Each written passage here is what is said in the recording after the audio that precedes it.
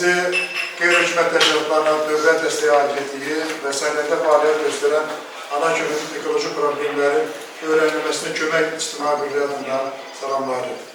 Bugün biz agentliyin maliyyə dəstəyi ilə Səlyan rayonunda icra etdiyimiz Kür sahələrində müxtəlifliyin bərpası və alternativ ekoloji davranışların təşkil layihəsi içərisində Səlyan rayonu Kürkənd kəndində kənd tam orta məktəbdə növbəti dərin masanı keçirdirik. Sizinlə görüşməyimiz üçün çox xatirələr doğuran gündür. Bu məktəbinlə bizim daimi əlaqələrimiz var. Bizim son illərdə layihələrimizdə Kürkənd kənd məktəbinin pedaqoji heyəti, şagirdləri yaxından iştirak ediblər, ekoloji tədbirlərimizdə, çəkmək resmində, layihə təqdimatında, digər tədbirlərdə iştirak ediblər. Bugün biz çox maraqlı və məzmunlu bir məsələ barədə sizinlə diskussiya edəcəyik və icazə verək tədbir başlamazdan əvvəl may ayında 103 ilin qeyd etdiyimiz ümumi liderimiz Heydər Əliyevin xatirəsini və torpaqlarımızın azadlığı uğrunda canlarını qurban vermiş qəhrəman oğullarımızın, o cümlədən sizin məktəbi məzunlarının xatirəsini bir dəqiqə sükutla yazın.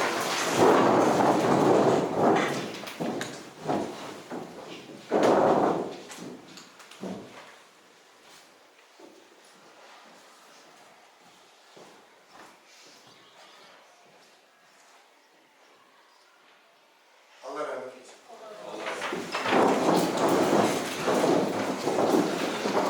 Biz sizinlə görüşə bir layihə komandası olaraq gəlmişik. Mən Rüstəm Məlikov, İctimai Birliyin rəhbəriyəm və layihə rəhbəriyəm. Sizinlə görüşə rayonun tanınmış ziyalıları, rayon Ağsaqqallar Şurasının sədri Məhəmməd müəllim, bizimlə bilən Məhəmməd müəllimə təşəkkür edirəm. Eyni zamanda rayon ziyalılar birliyinin rəhbəri Allahverdi müəllim, yəqin ki, tanıyırsınız, Allahverdi müəllimə təşəkkür edirəm.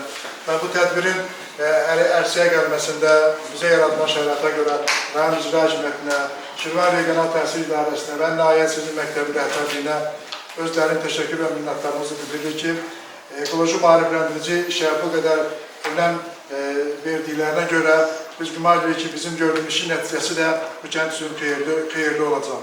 Əziz dostlar, icra edəcəyimiz layihə qeyd etdiyimiz kimi qeyri-hökumət təşkilatı dövlət dəstəyi maliyyə yardımı ilə icra olunur. Layihənin müddəti 2 aydır. 2 ay müddətində biz layihə təqdimatı, çəkmə aksiyası, dəyərli masalar, konferanslar, sosial və gəzli şəbəkələrində müxtəlif ekoloji mövzuda yazılarla layihəmizin mənə və mənasını izləyicilərimizə və müsahibələr çatdırmaq günümüz var. Əslində baxanda mən layihənin əsas məqsədi barədə fikirlərimi sizinlə bölüşmək istəyirəm. Layihənin əsas məqsədi Kür sahil ərazilərində biomüxtəliflərin qorunması və bərpa olunmasına kömək göstərməkdir. Maarifləndirici tədbirlər icra etməklə ətraf mühitin mühafizəsi istiqamətində ictimai iştirakçılığı, yəni vətəndaşların iştirakını təmin olunmasına kömək göstərməkdir. Ekoloji mədəniyyət və yaşıl düşüncəni təşviq etməklə nəticə etibarilə alternativ ekoloji davranışları təşviq etməkdir. Bu alternativ ekoloji davranışlar sizə biraz müasir çağırış günü gəlsə, əslində biz alternativ ekoloji davranışlar barədə siz hamınız məlumatdasınız. Sadəcə bizim diskusiyamız ərəfəsində onun da biraz ətraflı söhbət edəcəyik. Layihənin ideyası və qısa məzmunu barədə nə deyirlər? Layihənin ideyası Kür sahələrində biomüxtəlifliyin qorunmasına, ətraf mühitin sağlamlaşdırılmasına, əhalinin ekoloji maarifləndirilməsinə dəstək olmaqdır. Bununla yanaşı yerli icmalarda alternativ ekoloji davranışların təşkili, yaşam tərzinə çevrilməsi, su, torpaq ehtiyatlarının səmərəli istifadə və işlərin formalaşmasını nəzərdə tutur. Problem, dostlar, elə gəlməyib. Bugün Kür və Kür ətrafı ərazilərdə nümunə olaraq biz Kür deyirik. Əslində baxanda hazırda dünyada gedən qlobal proseslər nəticəsində su, torpaq, atmosfer, bütün ətraf mühitin çəkləmə vəziyyəti dünya standartlarından nəzərdə tutulan səviyyədən də artıq səviyyədədir. Bugün dünyada gedən iqtisadi böhranlar fonunda ekoloji böhranların da düzəlməsi onu göstərir ki, təbiət sanki insanları cəzalandırır, təbiət insanları istifadə elədiyindən, yəni lazım olandan çox götürdüyünə görə sanki qınayır. Bu qına hardan əmələ götürür? Nəticə 60-cı illərdən başlayaraq artıq dünyada bu ekologiya termini elm, sənət adamları, nüfuzlu adamlar tərəfindən meydana gəldi və bu məsələlərin qloballaşması, bu məsələlərin BMT səviyyəsində formalaşması və yeni konvensiyaların yaranması, beynəlxalq sazişlərin yaranması onu göstərdi ki, bütün dünyada olan mövcud insanlar bu ekoloji məsələləri bir yana qalmaq fikirləri yoxdur. Məsələ bundadır ki, təkcə bir yana qalmağa da olmamalı ifadəsini etməklə iş bitmir. Bütün dövlətlər, xüsusən iri sənaye dövlətləri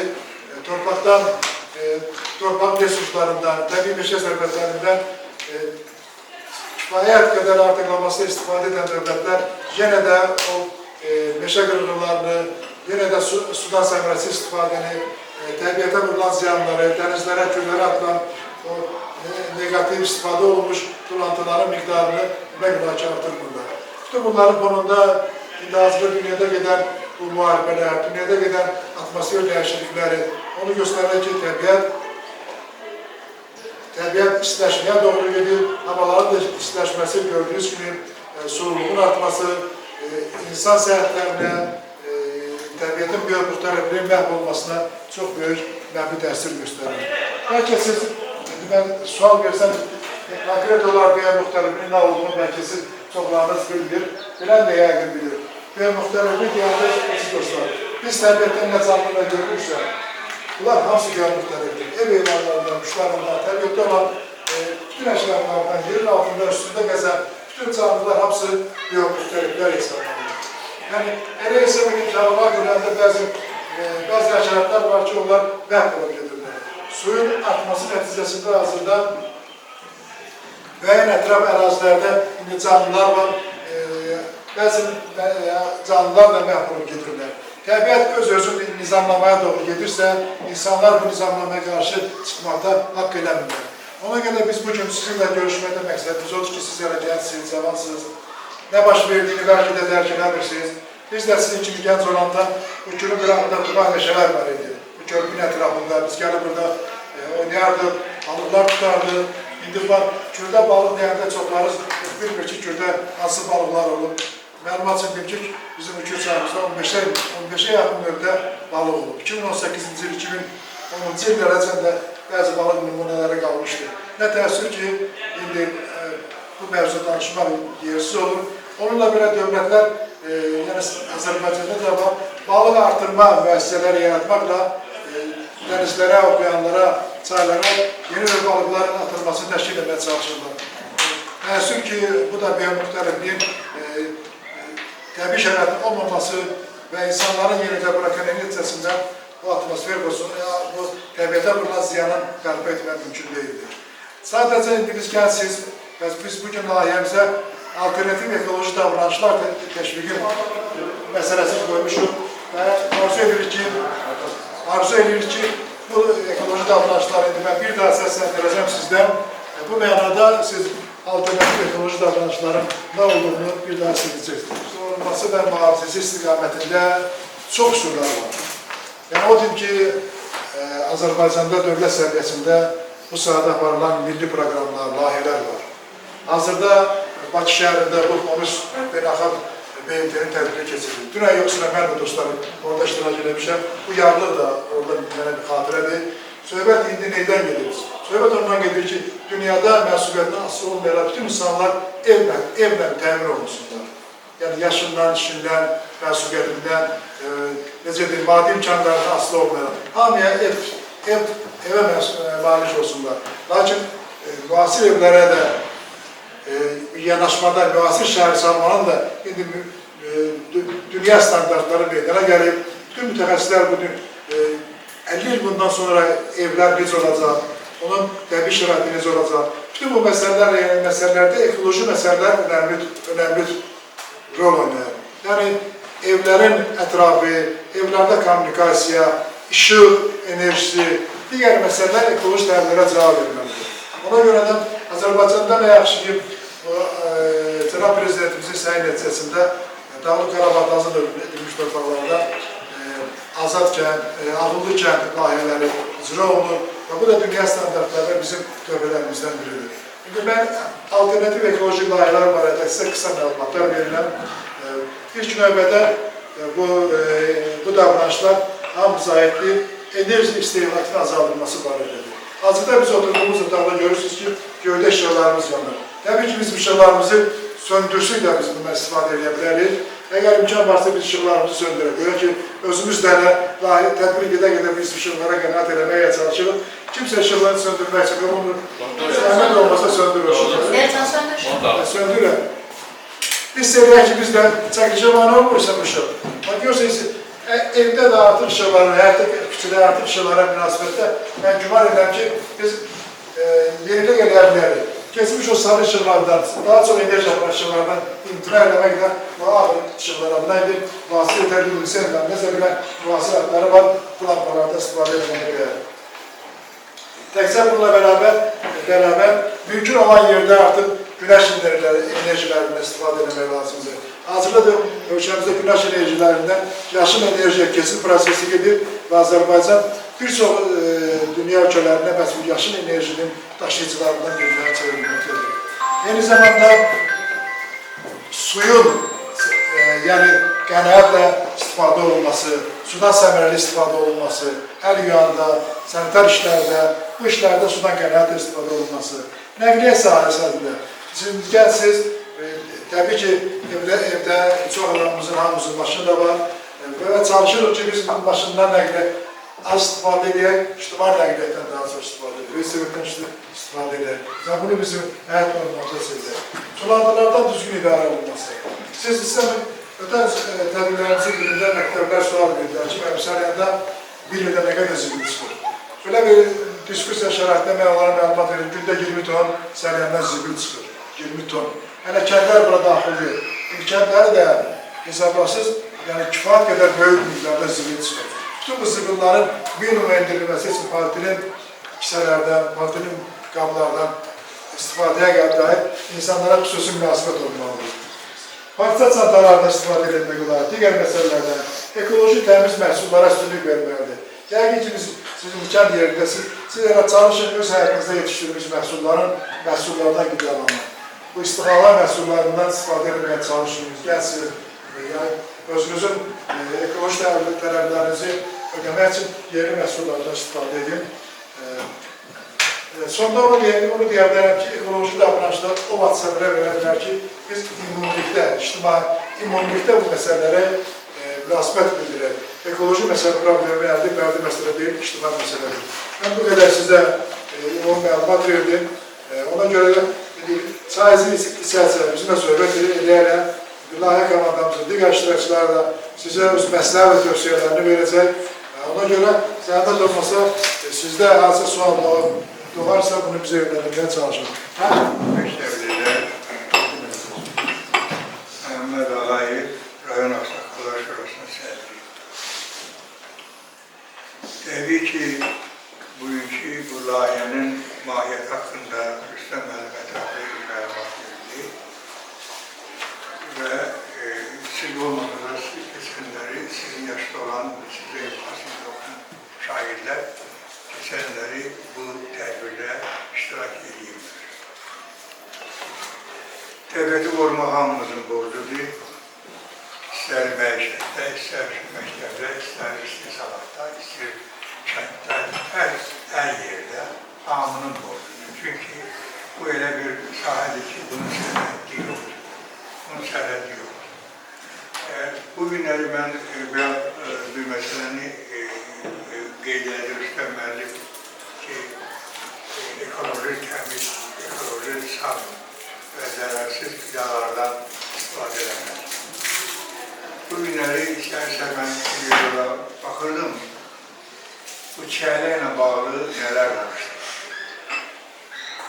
Hamımız alırıq, hamı alır, bütün respublika alır, Cəlilabadda və digər yerlərdə yetişdirilir və bunlara belə herbisitlər və onların tərkibi tamamilə qida üçün yararsız vəziyyətdir. Amma hamımız alırıq, hamımız yiyir, hətta əzliyyə şalarcılıq verir.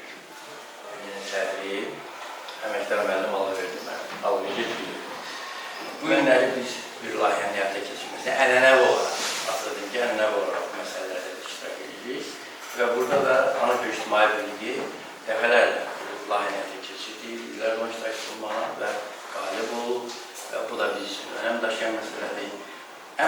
məsələdən odur ki, layihənin məzmunu, mövzusu çox aktualdır. Çünki bu hamıya lazımdır, ekologiyanın bağlı məsələdir.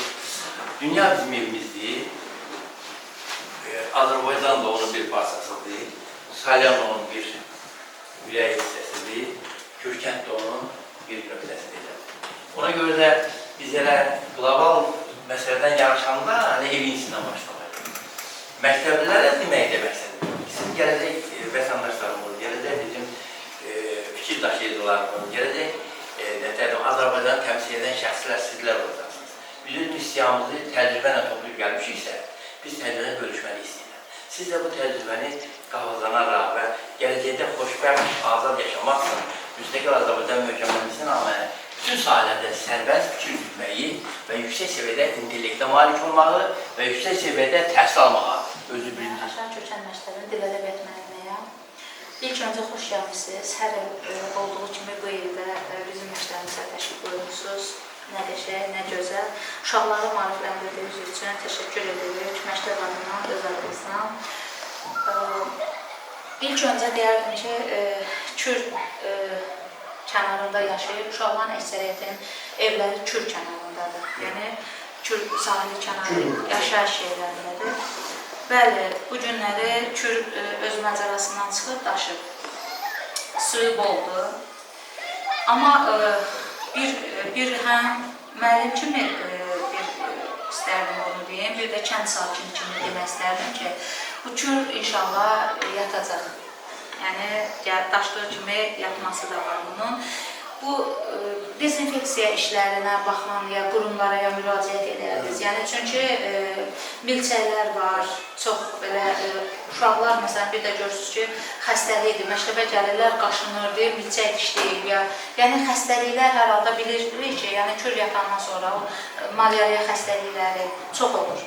Ona bir tədbir görsəydilər, çox yaxşı olardı. Bir kənd sakini kimi bir müraciət edirəm. Bir də ondan başqa bizim yollarımıza bax, ağaclıqlar, yaşıllıqlar çoxdur. Yəni, hər yaşayış evlərin qarşısında, yəni sakinlər də özləri də əkirlər ki, kölgələnlikdir. Amma bəzi ağaclar var, yol kənarıdır, asfalt boyudur, hədsiz, qocaman ağac deyək də, qollu budaqlıdır. Bir də görsən ki, yük maşınları gedəndə, böyük maşınlar gedəndə mane olur. Məsələn, elektrik xətləri gedir, ona maneçilik yaradır. Bir ona baxış keçirsəylər, biraz budansaydı, daha yaxşı olardı. Biz sınavdan vaxtı hükümləşmək üzrədir. Sən babamızı bir də sizə müraciət edirəm. Elədiyimiz mövzu barədə konkret olaraq digər təkliflərimiz, rəylərimiz varsa səsləndirin, yoxsa yenə də bizim növbəti görüşlərimizdə sizinlə bu barədə söhbət etməyə biz hazırıq. Gəldiyinizə görə sizə təşəkkür edirik. İnanırıq ki, bizim bugün təbliğ edədiyimiz alternativ ekoloji davranışlarınızı siz gələcəkdə həyat prinsipinə çevirəcəksiniz. Və arzu edirik ki, siz bu təhsil illərini uğurla başa vurasınız, sıralarınızdan ekoloji maarifləndirmə, ekologiyanın iqtisadiyyatı, ekologiyanın hüquqi tənzimlənməsi və digər sahələr üzrə ixtisaslar seçsəniz, bu da gələcəyin çox parlaq ixtisaslarından biridir. Hər birinizə İctimai Birlik adından və layihə komandasından təşəkkür və minnətdarlığımızı bildirir. Uğurlu olsun. Sağ olun.